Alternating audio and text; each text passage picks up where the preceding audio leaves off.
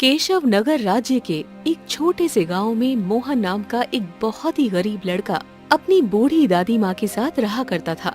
मोहन गांव के लोगों की गायों को जंगल में चराने का काम किया करता था। एक दिन मोहन सुबह के समय सभी गाय को चराने के लिए जा ही रहा था कि तभी उसकी बूढ़ी दादी उससे बोली, मोहन, कल दोपहर में साहूकार घर पर आया था और वो तुम्हें काफी बुरा भला भी बोल रहा था। अच्छा, क्या कह रहा था दादी? बोल रहा था कि अगर तुमने उसका कर्ज नहीं लौटाया तो वो हमसे हमारा घर छीन लेगा।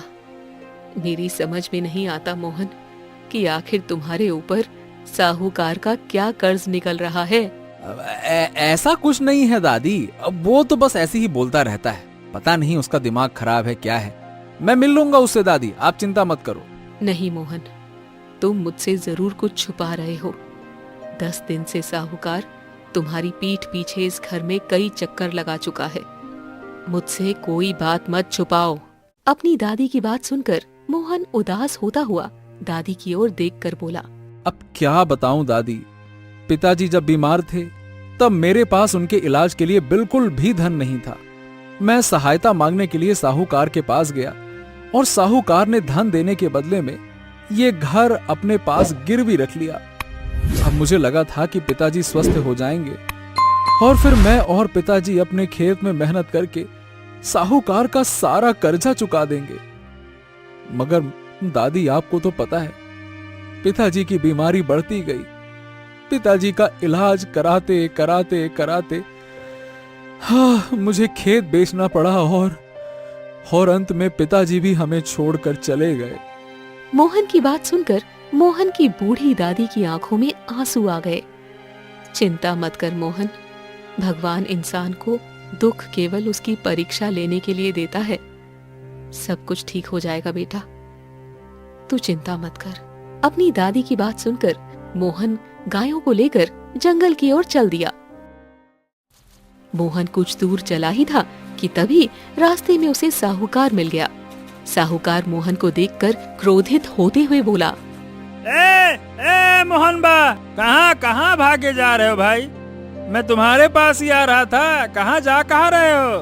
अरे कहीं नहीं भागा जा रहा, यहीं हूँ, यहीं, ये देखो आपके सामने हूँ। पीठ पीछे मेरे घर आने की क्या जरूरत थी आपको, बताइए? दादी को मुझ पर शक हो गया ना। उन्होंने मुझसे कहा कि मैंने आपसे जरूर कोई ना कोई कर्जा लिया होगा, तभी तो आप मेरे घर पे आके ये कह रहे हो कि ये घर मेरा है, मैं ले लूंगा। अरे क्या जरूरत थी ऐसा कुछ करने की? अब आखिरकार मुझे अपनी दादी को सब सच्चाई बतानी पड़ी, जबकि मैं उन्हें सच्चाई बताकर दुख नहीं देना चाहता था। आपकी वजह से मुझे उन्हें बताना पड़ा। मेरी वजह से बताना पड़ा? ए भैया, एक न एक दिन तो सच्चाई का पता चलना ही था। और वैसे भी तुम्हारा घर मेरे पास गिरवी रखा है, ये बात सारा गांव जानता है। और जब बेटा मैं तुम्हें तुम्हारे ही घर से धक्के देकर बाहर निकालूंगा ना, तब तो ये बात गांव तो क्या पूरे राज्य को पता चल जाएगी। बात करता है कि मेरी वजह से है? नहीं नहीं नहीं नहीं नहीं, ऐसा मत कीजिए साहूकार जी, ऐसा मत कीजिए। गलती हो गई मुझसे, आपकी वजह से नहीं, मेरी ही गलती थी वो। मुझे थोड़ी सी और मोहलत दे दीजिए। मैं आपका कर्जा जरूर चुका दूंगा। थोड़ा समझिए ना, थोड़ी सी मोहलत दे दीजिए, थोड़ी सी। सब चुका दूंगा, मोहलत चाहिए? कहाँ से चुकाएगा रे, बोल? अरे तेरा खेत तो कब का बिक चुका है, तेरे पास कोई ढंग का काम काज तो है नहीं। अरे तुम गांव के लोगों की गायों को चरा कर तो अपना और अपनी दादी का पेट ही बड़ी मुश्किल से भरते हो, और उसमें भी तुम्हें कभी कभी भूखा रहना पड़ता है। ना तो तुम्हारे पास ढंग के लिए खाना है, न पहनने के लिए कपड़ा है, भूखे तो तुम रहते हो। कहाँ से चुकाएगा मेरा कर्जा, बोल? कहाँ से चुकाएगा? मैं कहीं से भी चुकाऊंगा, लेकिन आपका कर्जा बहुत जल्दी चुका दूंगा साहूकार जी, बहुत जल्दी चुका दूंगा। बस थोड़ा सा और समय दे दीजिए, थोड़ी सी मोहलत। ए मोहन, सीधी बात यह है कि मोहलत देते देते मैं अब थक चुका हूँ, अब और मोहलत नहीं दे सकता।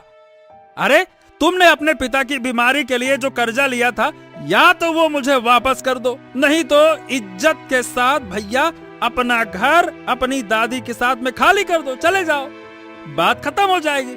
अरे मुझे थोड़े ना किसी ने काटा है कि मैं तुम्हारे घर पहुंचूं, तुमसे पैसा मांगूं। अगर तुमने ऐसा नहीं किया तो सीधी बात है, मजबूरन मुझे तुम्हें धक्के देकर तुम्हारे ही घर से निकालना पड़ेगा, समझे? ऐसा मत कीजिए साहूकार जी, मेरी दादी बूढ़ी है, मैं कहाँ लेकर जाऊंगा उनको? एक ही तो छत का सहारा है मेरा घर, मैं कहाँ लेके जाऊंगा? ऐसा मत कीजिए, ऐसा मत कीजिए, थोड़ा सा समय और दे दीजिए, थोड़ा सा समय। मोहन की बातों को सुनकर साहूकार कुछ कुछ सोचने लगे और बोले, ठीक है मोहन, ठीक है, केवल 10 दिनों का समय देता हूँ, ये आखिरी बार है, उसके बाद मैं तुम्हारी कोई बात नहीं सुनूंगा, समझ गए? इतना बोलकर साहूकार गुस्से से पैर पटकता हुआ वहाँ से चला गया। मोहन उदास होकर जंगल में सभी गायों को लेकर चला गया और एक पेड़ के नीचे रोता हुआ अपने आप को बोला, साहूकार ने मुझे केवल 10 दिन का समय दिया है, अगर इस 10 दिन में मैं उसका कर्जा नहीं लौटा पाया तो वो मुझसे मेरा घर छीन लेगा। आखिरकार मैं इस 10 दिन के अंदर इतना सारा धन कहां से लेकर आऊं, कहां से उसको दूं? मोहन इतना बोलकर काफी गहरी सोच में डूब गया। देखते ही देखते शाम हो गई। शाम होते ही मोहन अपने घर आ पहुंचा।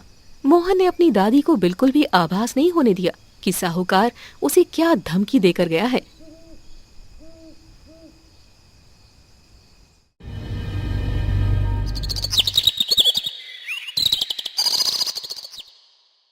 अगले दिन मोहन सुबह के समय सभी गायों को लेकर जाने ही वाला था कि तभी उसकी दादी मोहन से बोली, मोहन, जब तुम जंगल की ओर जाते हो तो मेरे दिल में सदैव अनहोनी और आशंका के बादल मंडराते रहते हैं।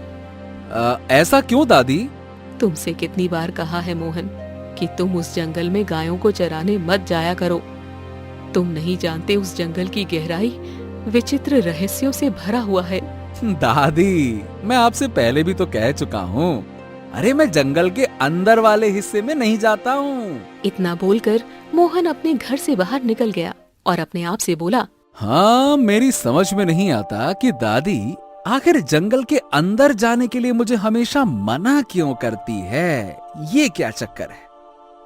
आखिर उस जंगल के गहराइयों में वो कौन सा विचित्र रहस्य है जिसके बारे में बताते हुए दादी की आंखों में मुझे ना खौफ के साए मंडराते हुए दिखाई देते हैं। मोहन यही बड़बड़ाता हुआ जंगल की ओर चल दिया, मगर मोहन नहीं जानता था कि उसके ठीक पीछे उसके ही गांव का एक बलिया नाम का व्यक्ति उसकी इन सारी बातों को सुन रहा था।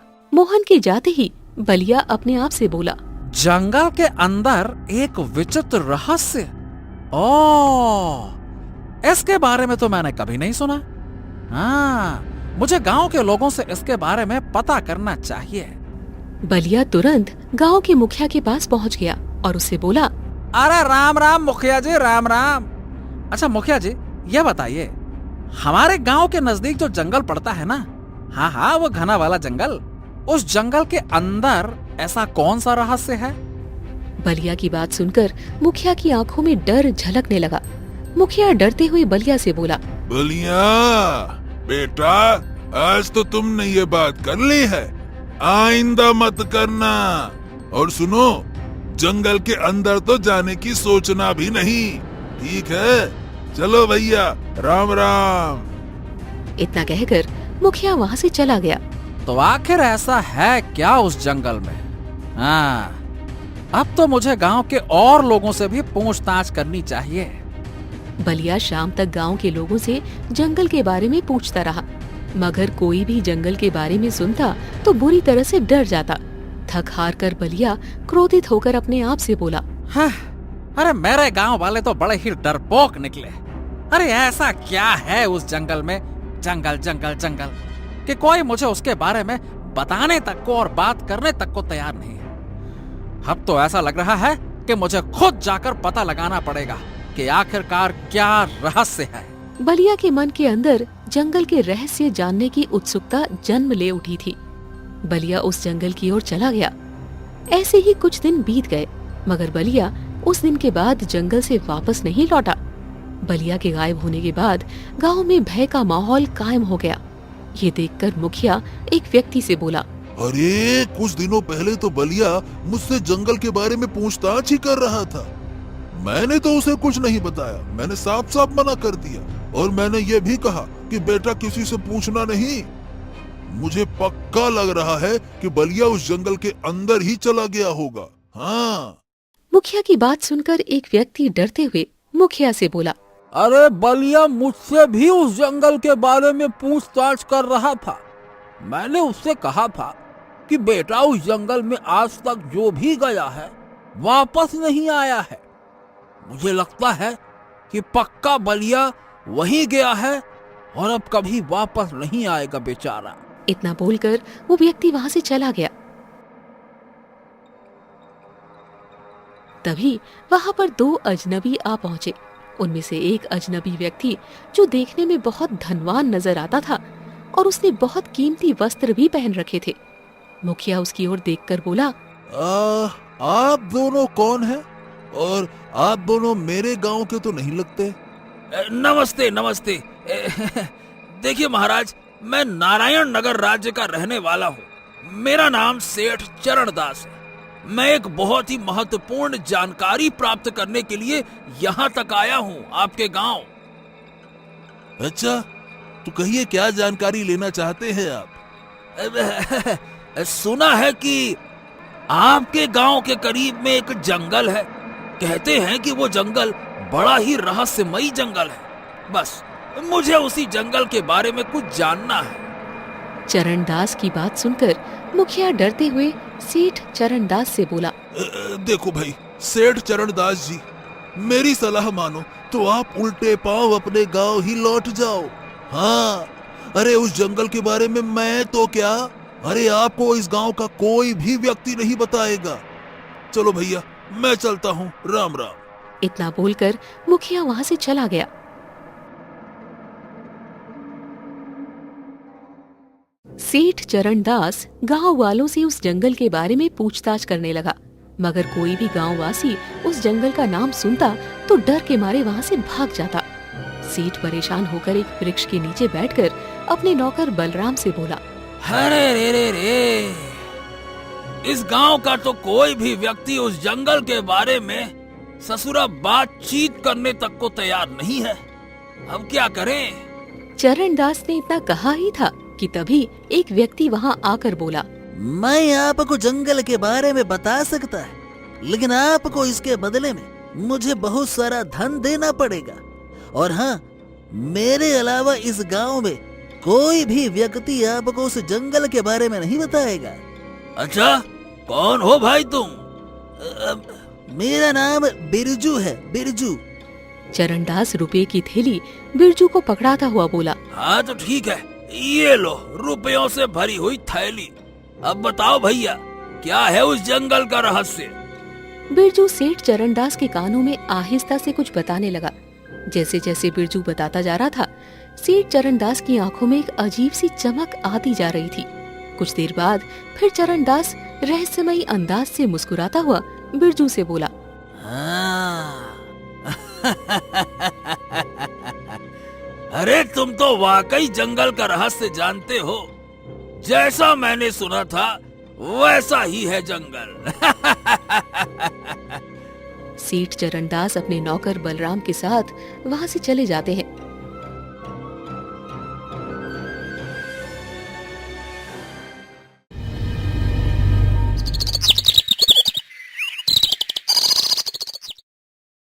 अगली सुबह कुछ दिन बाद सेठ चरणदास अपने नौकर बलराम के साथ उसी गांव में पहुँचे। सेठ जी, आपने मुझसे आज तक कोई बात नहीं छुपाई। अरे तुम कहना क्या चाहते हो? उस दिन इस गांव के व्यक्ति ने आपके कान में उस जंगल का रहस्य बताया। क्या आप मुझे नहीं बताओगे? अरे हाँ हाँ बलराम, क्यों नहीं, इधर आ। देख, उस व्यक्ति ने उस जंगल का बड़ा ही आश्चर्य भरा रहस्य मुझे बताया। उसने कहा कि उस जंगल में एक गुफा है और उस गुफा के अंदर एक पत्थर रखा हुआ है। अगर कोई भी व्यक्ति उस पत्थर को हाथ लगाएगा तो उस पत्थर की रंग बिरंगी किरणें उसके शरीर पर पड़ने लगेंगी और ऐसे में वो व्यक्ति उस पत्थर से जो कुछ मांगेगा उसे मिल जाएगा। हाँ, बस यही रहस्य है, समझा? ये सुनकर बलराम बुरी तरह से चौंक पड़ा। हाँ, अरे तो सेठ जी, आपको तुरंत वहाँ पर पहुँचना चाहिए। चलिए। लेकिन बलराम, उस व्यक्ति ने मुझे ये भी बताया कि लेकिन हाँ, मेरी एक बात ध्यान रखना सेठ, वहाँ केवल वही मनुष्य जा सकता है जिसका मन एकदम बढ़िया सोने की तरह शुद्ध हो। अगर जिसके मन में जरा सा भी कपट या लालच हुआ तो फिर वो कभी भी उस जंगल से वापस नहीं आ सकता।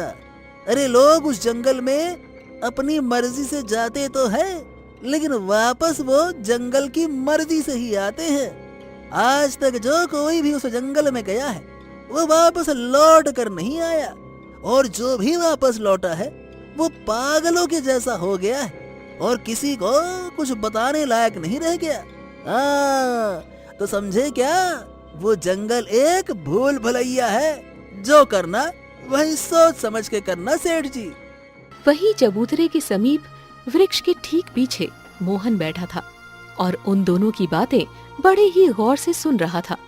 उन दोनों की बातें सुनकर मोहन अपने आप से बोला, ओ, अगर ऐसी बात है तो फिर मुझे उस जंगल में जाना ही चाहिए। क्या पता वो रंग बिरंगी किरणों से चमकने वाला जादुई पत्थर मुझे मिल जाए। हाँ, वैसे भी केवल 3 दिन का ही समय रह गया है। अगर 3 दिन के अंदर अंदर मैंने साहूकार का कर्जा नहीं लौटाया तो वो तो मुझे और मेरी दादी को मेरे ही घर से धक्के देकर निकाल देगा, और घर से निकलने के बाद तो मरना ही है, और यूं तो जंगल जाके भी मरना है। तो क्यों ना जंगल जाके एक बार कोशिश कर ली जाए, क्या पता किस्मत ही चमक जाए। हाँ। मोहन उसी समय अपने घर वापस लौटा और जल्दबाजी से उसी जंगल की तरफ चला जाता है। कुछ ही समय में मोहन उस जंगल के अंदर चला गया। मोहन सुबह से लेकर दोपहर तक लगातार पैदल चलता रहा। मोहन जंगल का दृश्य देखकर बुरी तरह से कांप उठा। मोहन ने देखा कि उस जंगल के अंदर मानव कंकालों का ढेर लगा हुआ था। उन मानव खोपड़ियों को देखकर मोहन डरते हुए अपने आप से बोला, अरे बाप रे, हाँ हाँ, ये लगता है ये तो वही मनुष्य हैं जो इस जंगल के अंदर तो आए मगर वापस ही नहीं जा पाए। हाँ, ये भगवान कितना डरावना है। ये सारे के सारे कंकाल बनकर यहीं पे ढेर हो गए। अरे भागो भाई, भागो। मोहन ने अपने कदमों की रफ्तार तेज कर दी। कुछ देर बाद मानव कंकाल मोहन को नजर आना बंद हो गए और एक बेहद सुंदर जंगल मोहन को नजर आने लगा। चलते चलते मोहन के पैर जवाब दे चुके थे। ओह, अरे मुझे कुछ देर किसी वृक्ष के नीचे बैठकर आराम कर लेना चाहिए। उसके बाद मैं उस गुफा को ढूंढता हूँ। मुझे विश्वास है कि वो गुफा मुझे मिलेगी तो जरूर। ओह, मेरे पैर जवाब दे गए भाई। मोहन एक वृक्ष के नीचे बैठ गया। कुछ देर आराम करने के बाद मोहन आगे की ओर बढ़ गया, मगर घूम फिर के मोहन फिर से उसी वृक्ष के पास आ गया। हैं? ये क्या रहस्य है? मैं तो यहीं से चला था और मैं यहीं पे दोबारा आ गया। ये क्या चक्कर है? मोहन फिर आगे की ओर बढ़ गया, मगर काफी देर आगे जाने के बाद मोहन घूम फिरकर उसी वृक्ष के पास आकर खड़ा हो गया। मोहन बुरी तरह से घबराते हुए बोला, अरे इसका मतलब वो व्यक्ति सही कह रहा था। ये जंगल वाकई में भूल भुलैया है। हे भगवान, मैं कहाँ फंस गया? मैं जहाँ से चलता हूँ वहीं तो वापस आ जाता हूँ। हे भगवान, क्या करूं? हो, लेकिन मुझे प्रयास तो करते रहना होगा, वरना मेरा भी वही हाल होगा उन मानवों की तरह जो कंकाल बने वहां पड़े हैं। नहीं नहीं नहीं नहीं, मैं चलता हूँ, मैं चलता हूँ। हाँ हाँ। मोहन वहाँ से आगे जाने का बहुत प्रयास करने लगा, मगर घूम फिर के मोहन वहीं पर आकर उसी वृक्ष के पास खड़ा हो जाता। थक हार कर मोहन उस वृक्ष के पास बैठते हुए अपने आप से बोला, अरे भगवान, मैं क्या करूं? लगता है मैं भूल भुलैया में फंस गया हूँ। अरे रे, पता नहीं यहाँ से आगे जा भी पाऊंगा कि नहीं जा पाऊंगा। क्या करूं, क्या करूं? तभी मोहन के कानों में एक व्यक्ति की आवाज टकराई। मैं भी पिछले कुछ दिनों से भूखा प्यासा ऐसे वृक्ष के आसपास ही फंसा हूँ। मोहन ने जैसे ही पलटकर देखा तो उसके पीछे उसके ही गांव का व्यक्ति बलिया उसके पीछे खड़ा हुआ था। मोहन बलिया को जानता था। अरे तुम यहाँ कैसे आए बलिया? बलिया सारी घटना बताते हुए मोहन से बोला, हाँ, जब तुम उस दिन अकेले में बातें कर रहे थे तब मैंने तुम्हारी सारी बातें सुन ली थी। शुरुआत में तो मेरे मन में जंगल का रहस्य जानने की उत्सुकता थी, मगर कुछ समय के बाद वो उत्सुकता लालच में बदल गई। मुझे लगा कि इस जंगल में जरूर कोई खजाना होगा, और यहाँ आकर मैं फंस गया। प्यास लगी है।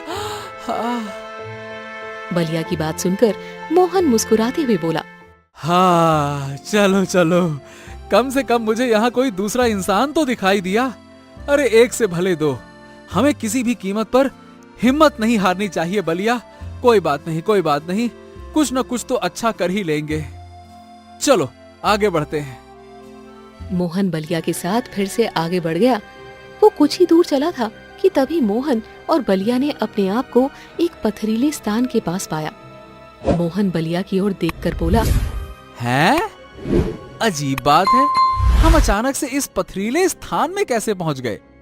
यहाँ तो बहुत बड़े बड़े पत्थर हैं। मोहन, क्या तुम्हें पत्थर ही दिखाई दे रहे हैं? अरे मुझे तो एक युवक और एक युवती भी दिखाई दे रहे हैं। वो देखो। तभी मोहन के कानों में बांसुरी की सुरीली धुन टकराई। मोहन ने देखा कि उन्हीं चट्टानों के समीप एक सुंदर युवक बांसुरी से मधुर स्वर निकाल रहा था, और ठीक उसके सामने एक सुंदर युवती बैठी हुई उसे प्रेम भरी नजरों से निहारे जा रही थी। ये सुंदर दृश्य को देखकर मोहन बलिया से बोला, हाँ, चलो जाकर उस युवक युवती से पूछते हैं कि इस जंगल से बाहर जाने का रास्ता क्या है। चलो। इस जंगल से बाहर जाने का रास्ता बता सकते हो क्या?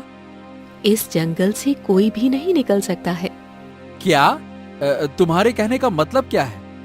हमारे कहने का मतलब ये है कि इस जंगल में कोई अपनी मर्जी से तो आ सकता है, लेकिन वापस इस जंगल की मर्जी से ही जाता है। हाँ। क्या? इसका मतलब क्या तुम दोनों भी हमारे जैसे ही इस जंगल में फंस गए हो? तुम लोगों के जैसे तो नहीं, लेकिन हाँ, फंसे तो हम दोनों भी हैं। दोनों की बातों को सुनकर बलिया और मोहन आश्चर्यचकित हो जाते हैं।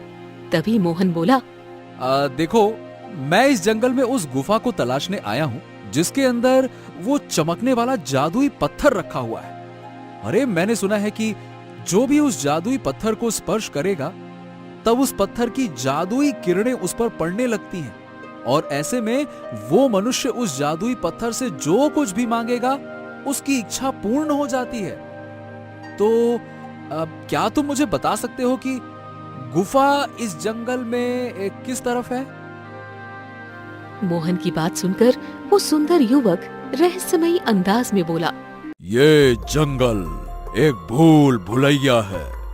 गुफा तुम्हारी आंखों के सामने होगी, मगर फिर भी तुम उसे देख नहीं पाओगे। लेकिन हाँ, मैं तुम्हारी मुश्किल आसान कर देता हूँ। तुम्हें मेरे एक सवाल का जवाब देना होगा। कैसा सवाल? मुझे बताओ, अगर तुम्हारे सामने एक ओर सोने का भंडार हो और दूसरी ओर अनाज का भंडार लगा हो, तो तुम दोनों में से क्या लेना पसंद करोगे? बताओ। ये सुनकर बलिया तुरंत उस सुंदर युवक से बोला, जाहिर सी बात है, मैं तो सोने का भंडार ही लेना पसंद करूंगा। मोहन गहरी सोच में डूबता हुआ उस युवक से बोला, लेकिन मैं सोने का भंडार लेना पसंद नहीं करूंगा। मैं अनाज का भंडार लेना पसंद करूंगा, क्योंकि मेरे लिए सोना वो है जो किसी गरीब के पेट की भूख शांत कर दे।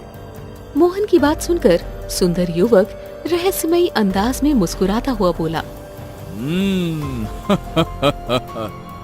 सच यही है, मनुष्य के पास चाहे कितना भी बड़ा सोने का भंडार क्यों ना हो, उसका पेट केवल अनाज की रोटी से ही भरता है। बहुत बढ़िया। लगता है तुम सच में एक समझदार और दिल के साफ इंसान हो। अगर तुम्हारा इरादा साफ होगा तो तुम उस गुफा तक जरूर पहुंचोगे। मेरी बात ध्यान से सुनो। जिंदगी एक नदी की धारा के समान है। जो नदी की धारा के साथ बहते हैं तो उनकी जिंदगी आसानी से कट जाती है, और जो धारा के विपरीत जाता है सफलता उसी को मिलती है और इतिहास भी वही रचता है। अब तुम लोग ये तय करो कि धारा के साथ जाना है या धारा के विपरीत। अरे मोहन, ये दोनों क्या बोल रहे हैं? मेरी तो कुछ भी समझ में नहीं आ रहा। क्या तुझे कुछ समझ में आ रहा है? यार सही बताऊं तो समझ में तो मुझे भी नहीं आ रहा है। चलो इन्हीं दोनों से पूछते हैं। मोहन और बलिया इतना बोलकर उनसे पूछने के लिए उनकी ओर देखते हैं तो वो दोनों वहाँ से गायब हो गए। ये सब देखकर दोनों आश्चर्य में पड़ जाते हैं। भाई मोहन, ये दोनों थे कौन और अचानक से गायब कहाँ हो गए? बलिया, मुझे लगता है कि ये दोनों इंसान नहीं हैं। तुम कहना क्या चाहते हो मोहन? अरे उन दोनों को देखने में क्या तुम्हें कुछ अलग नहीं लगा क्या? अरे दोनों का पहनावा देखने से लग रहा था कि ये दोनों बहुत सालों से इस जंगल में कैद हैं। और जब मैंने उस गुफा के विषय में पूछा तो उस लड़की ने एक पहेली बोली। सुना कि नहीं सुना? हाँ भाई, मैंने सुना तो है, लेकिन सही बताऊं तो मुझे कुछ भी समझ ही नहीं आया। लेकिन मुझे इस पहेली का मतलब समझ में आ गया है। इसी पहेली की मदद से हम इस जंगल से निकल सकते हैं और इसी पहेली से हम गुफा तक भी जा सकते हैं। तो पहेली ये है कि जिंदगी एक नदी के धारा के समान है। जो नदी के धारा के साथ बहते हैं तो उनकी जिंदगी आसानी से कट जाती है। समझे कुछ? इसका मतलब ये हुआ कि हमें सबसे पहले नदी की तलाश करनी होगी। चलो जल्दी से मेरे साथ चलो। चल बलिया, आजा। मोहन इतना बोलकर आगे की ओर बढ़ने लगा और बलिया भी मोहन के पीछे पीछे चलने लगा। अरे मोहन, बस कर जा भाई, बस बस बस। अब मेरे से नहीं चला जाता। अरे भाई, कुछ देर आराम करना चाहता हूँ। चला चला के मेरा कचूमर ही निकाल लिया है। बलिया इतना बोलकर बैठने के लिए जैसे ही नीचे देखता है उसे रेत ही रेत दिखाई दी। मोहन, अरे ओ मोहन, ये देखो, यहाँ तो रेत ही रेत है। हाँ, लगता है कि जिस नदी की तलाश हम दोनों कर रहे हैं ये वही नदी है मेरे भाई। हाँ हाँ बलिया, ये वही नदी है। नदी के पास ही तो रेत होती है। सही कहा तूने। लेकिन यार, इसमें पानी तो नहीं बह रहा है। पानी कहाँ है इसका? अरे नहीं बलिया, ये वही नदी है जिसके विषय में वो युवती बोल रही थी। शायद सालों पहले इसमें पानी बहता रहा होगा। अरे देखो तो, इस रेत को देखने से पता चलता है कि हाँ, नदी इस ओर बहती थी। याद है उस युवती ने कहा था, जिंदगी एक नदी के धारा के समान है। जो नदी के धारा के साथ बहते हैं तो उनकी जिंदगी आसानी से कट जाती है, और जो नदी के धारा के विपरीत जाता है सफलता उसी को मिलती है और वही इतिहास भी रचता है। याद है ना? बलिया, अब मुझे सब समझ में आ गया है। अगर हमें इस जंगल से बाहर निकलना है तो हमें इस नदी के धारा की दिशा की ओर जाना होगा, और अगर हमें गुफा में जाना है तो इस नदी के धारा के विपरीत जाना होगा। तो बोलो मेरे दोस्त, चले? नहीं मोहन, हमें कैसे भी करके जंगल से बाहर निकलना होगा, चलो मेरे साथ। अबे यार बलिया, अगर तुमको जाना है तो जाओ, मैं तो जाऊंगा गुफा की ओर। मोहन इतना बोलकर धारा के विपरीत दिशा की ओर जाने लगा। बलिया इधर उधर देखता, उसे कुछ भी समझ में नहीं आता। मोहन, अरे भाई रुक जा, मुझे अकेले छोड़कर मत जा, मैं भी तेरे साथ आ रहा हूँ। हाँ। बलिया इतना बोलकर मोहन के पीछे पीछे जाने लगा। चलते चलते दोनों एक गुफा के पास पहुँचे। गुफा को देख दोनों बहुत खुश हो जाते हैं। अरे बलिया, ये देखो, अरे आखिरकार हम दोनों इस गुफा के पास पहुंच ही गए। अरे देख तो सही मेरे भाई। हाँ मोहन, हाँ। अब देखना हम दोनों उस इच्छा पूर्ति पत्थर से कैसे अपनी इच्छाएं पूरी करवाते हैं मेरे भाई। चलो चलो आ जाओ। मोहन और बलिया दौड़ते हुए गुफा के अंदर पहुंच गए।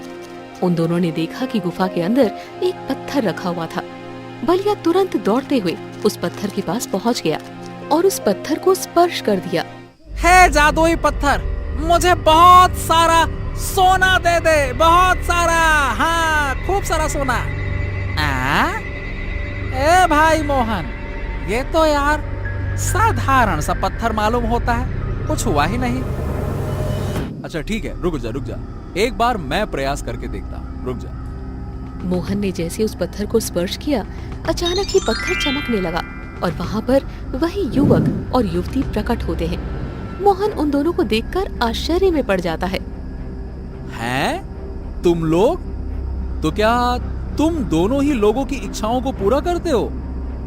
हाँ, वो हम ही हैं जो यहाँ तक आने वालों की इच्छा पूर्ण करते हैं। लेकिन ये बताओ, तुमने मेरी इच्छा पूरी क्यों नहीं की? मैंने क्या बिगाड़ा है? हम सबकी इच्छा पूर्ण नहीं करते। हम ऐसे व्यक्ति की इच्छा पूर्ण करते हैं जिनका मन साफ हो, जो किसी दूसरे के लिए बैर की भावना न रखते हुए सबकी मदद करता हो। हम उन्हीं की इच्छाओं को पूर्ण करते हैं जो अच्छी नीयत और निस्वार्थ मन से मांगी गई हो, जिससे किसी की भलाई हो। ये सब गुण मोहन के पास है। लेकिन गांव के कुछ लोग बोलते हैं कि इस जंगल में भूतों का साया है और यहाँ आने वाला कोई भी व्यक्ति वापस लौट कर नहीं जाता। अरे ऐसा कुछ भी नहीं है मोहन, ये सब फालतू की अफवाहें हैं। तो वो मानव कंकाल कहां से आया? क्या उन्हें तुमने मारा है? अरे नहीं, उन्हें हमने नहीं मारा। हम दोनों कोई भूत प्रेत थोड़ी ना है। मेरा नाम सुधाकर है, सुधाकर। और मेरा नाम राजकुमारी चंद्रलेखा।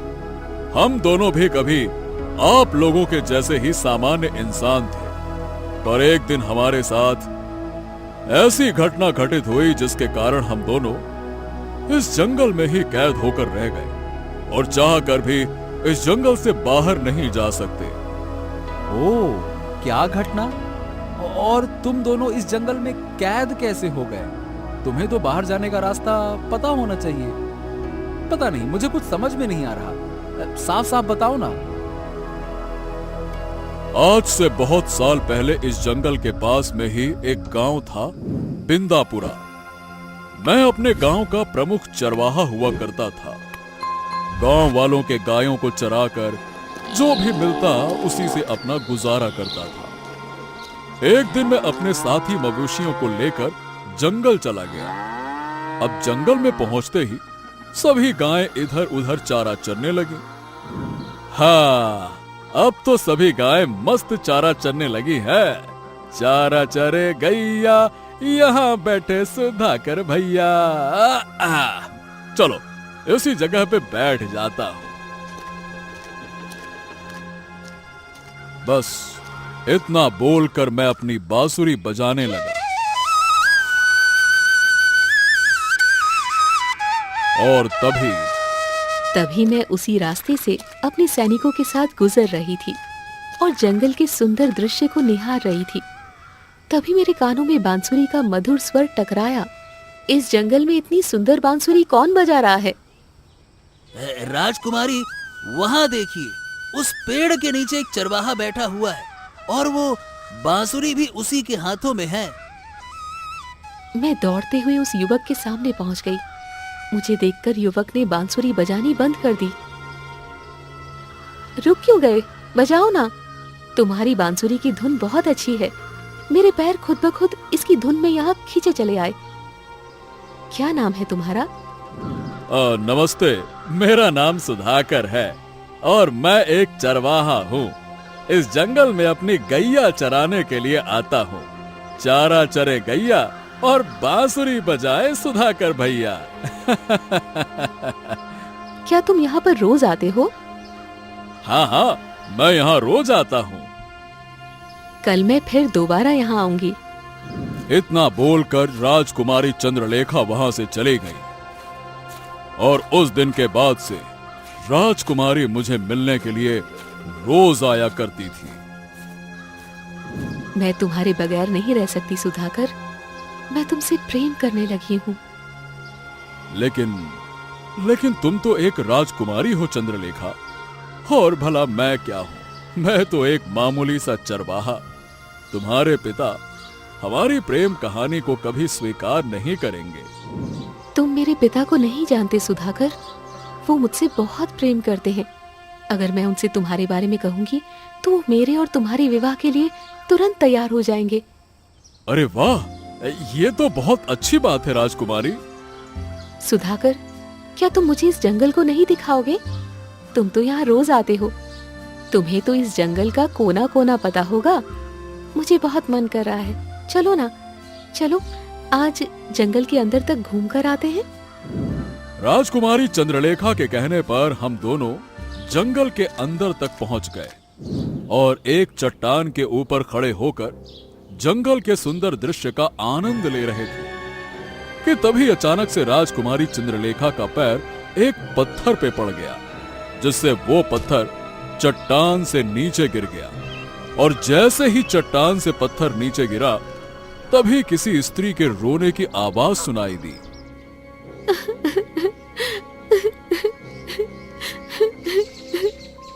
उस स्त्री की रोने की आवाज को सुनकर हम दोनों बुरी तरह से चौंक गए।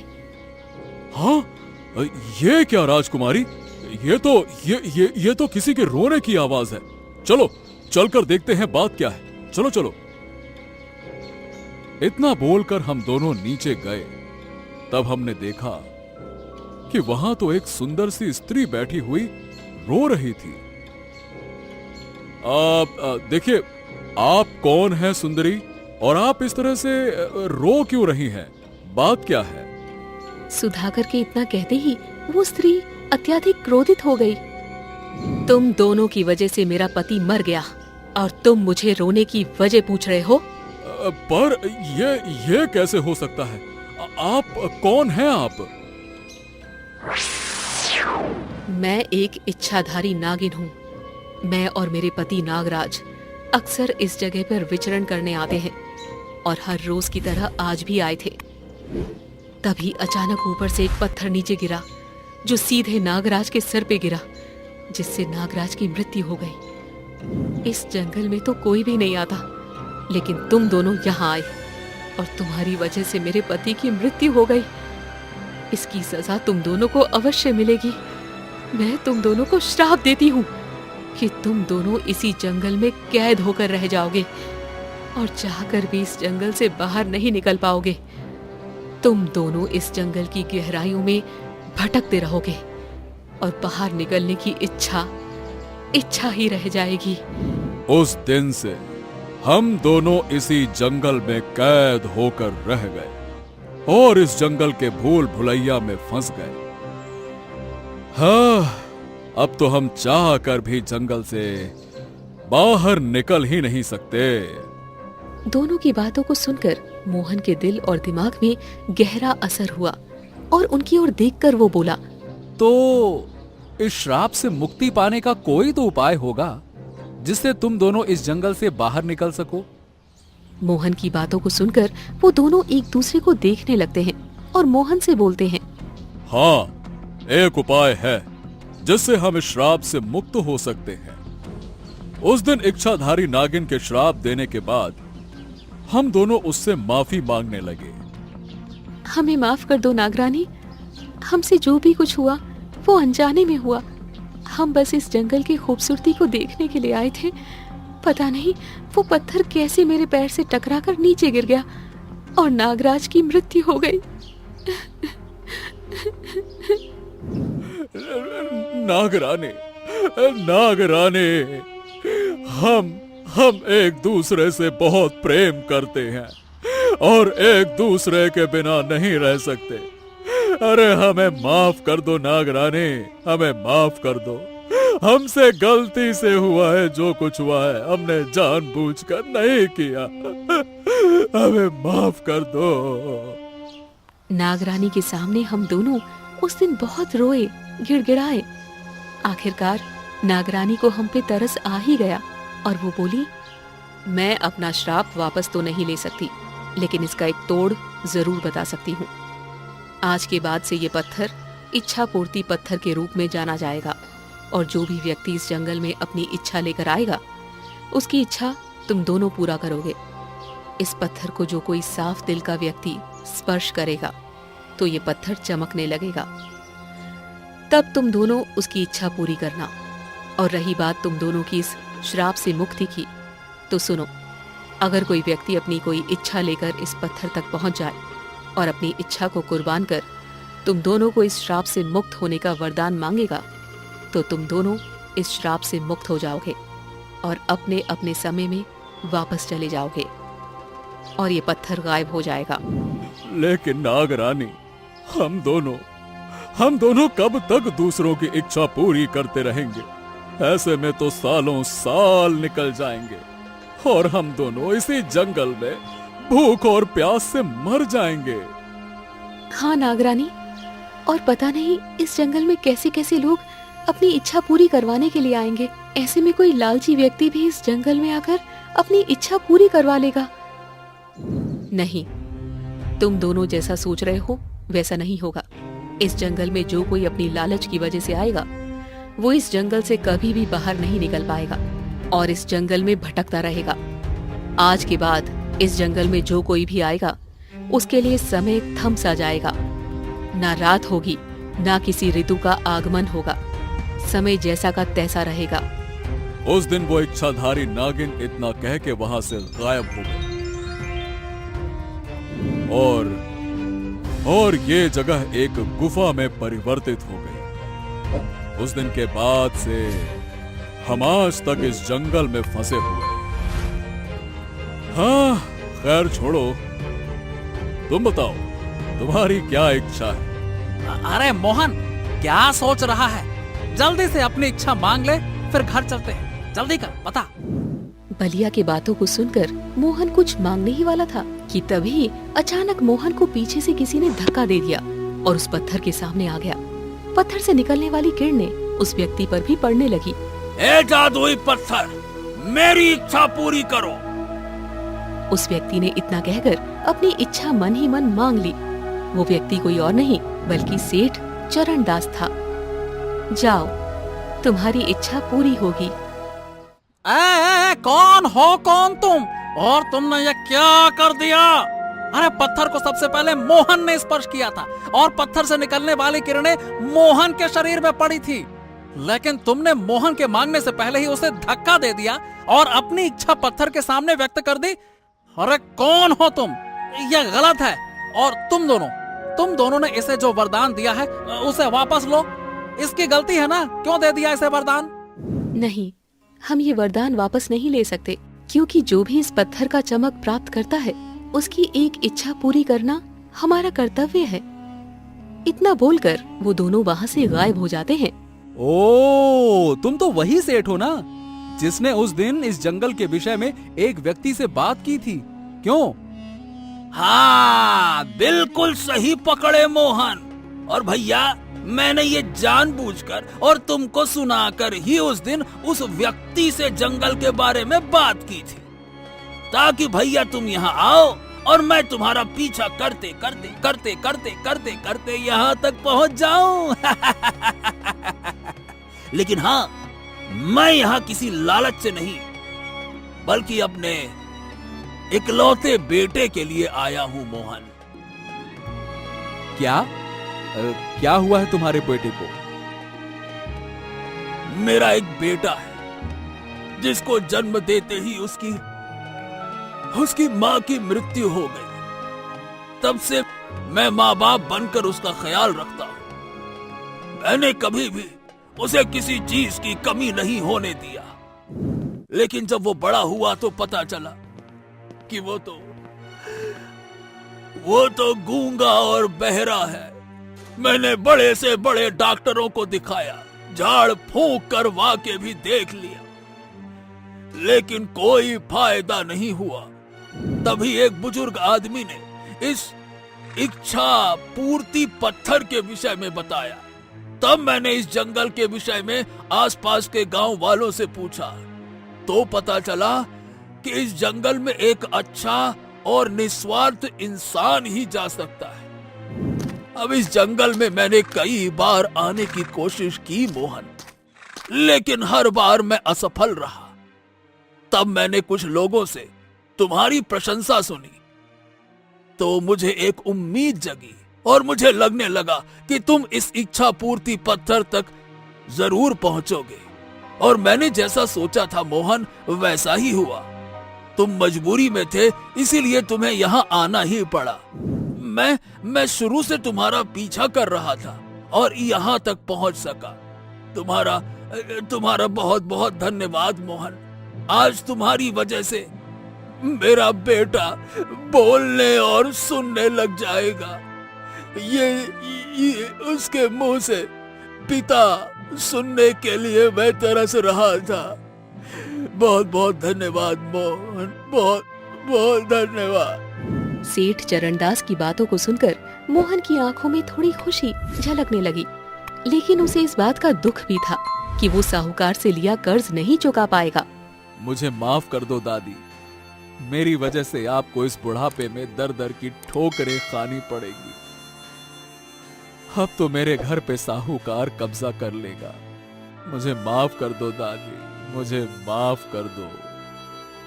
ये सब सोचते हुए मोहन बहुत उदास हो जाता है।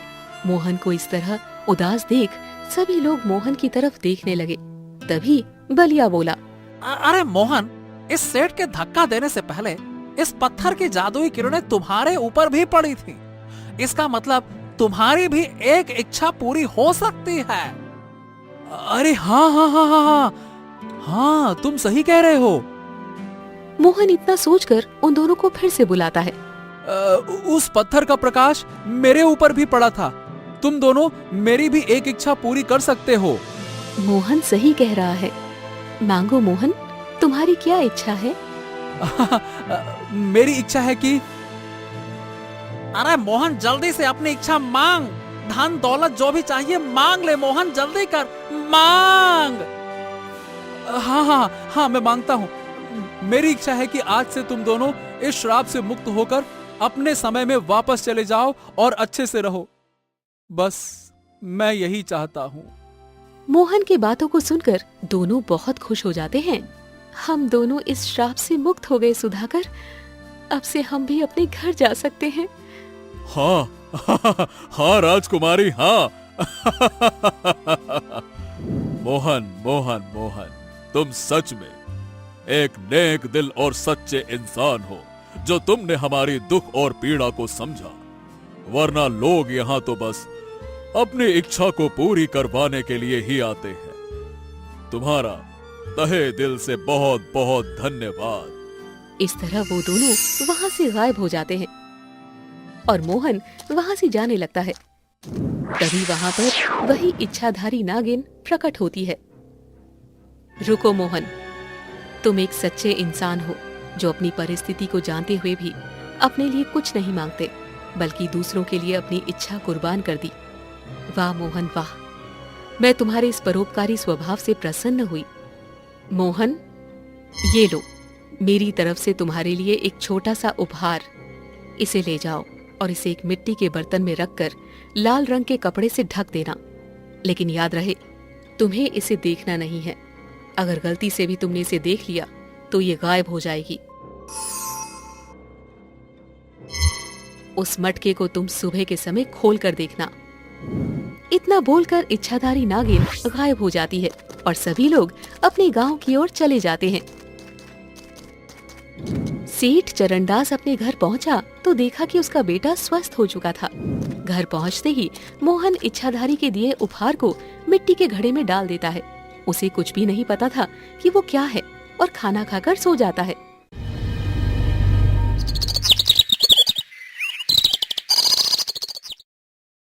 अगली सुबह जब वो उठा तो उस घड़े के पास गया तो उसने देखा कि वो घड़ा सोने के सिक्कों से भर गया था। मोहन प्रसन्न हो गया। वो समझ गया कि ये उस इच्छाधारी नागिन का वरदान है। मोहन ने साहूकार का सारा कर्जा वापस लौटा दिया और देखते ही देखते वो धनवान बन गया।